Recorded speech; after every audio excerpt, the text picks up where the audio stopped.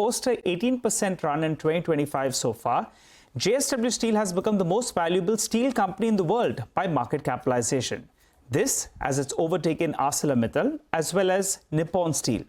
Now, even if you compare JSW Steel with the other Indian companies' market capitalization, well, JSW Steel is by far much larger than the others by market capitalization. In fact, in comparison to Tata Steel, it's more than 20% higher at current reckoning.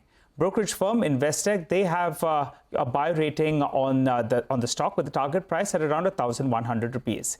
They say the company is their preferred fairest play on the growth pipeline, return ratio profile, execution, and leverage management as well. They highlight that the company has delivered attractive shareholder returns in the past few years. That's based on the steady capacity addition as well as EBITDA growth that we've seen in the last 4-5 years or so. Now, here are a few takeaways from Investec's meeting with JSW Steel's top management. They say that the company is targeting 51 million tons of capacity by 2030, which they've already laid out a plan for around 43 million tons by 2027. Additionally, they want to ensure that the value-added products as a percentage of their total mix will be around 50 to 60%, which is good, right? They're also focusing on operational efficiencies by securing raw material in both the key inputs, that is iron ore as well as on coking coal. And they've also ensured that limited capex will be taken on board outside India. The street wants them to focus more on India, and that's precisely what they're doing. Investec mentions that on inorganic growth, they said that that's optional in nature and will be subject to various synergies as well as the balance sheet health as well. The management as well has remained committed on the leverage ratios, and they say that they're targeting net debt to EBITDA that will remain sub that 2.5 times in the medium term.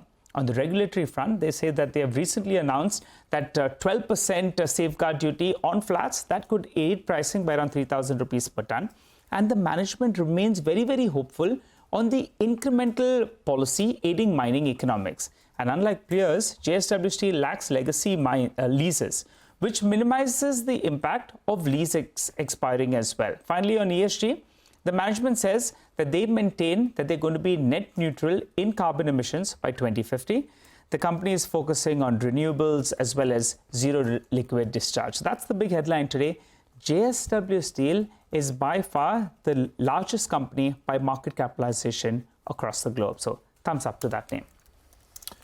Absolutely, and it's quite an achievement coming through. Well, let's talk about another asset which is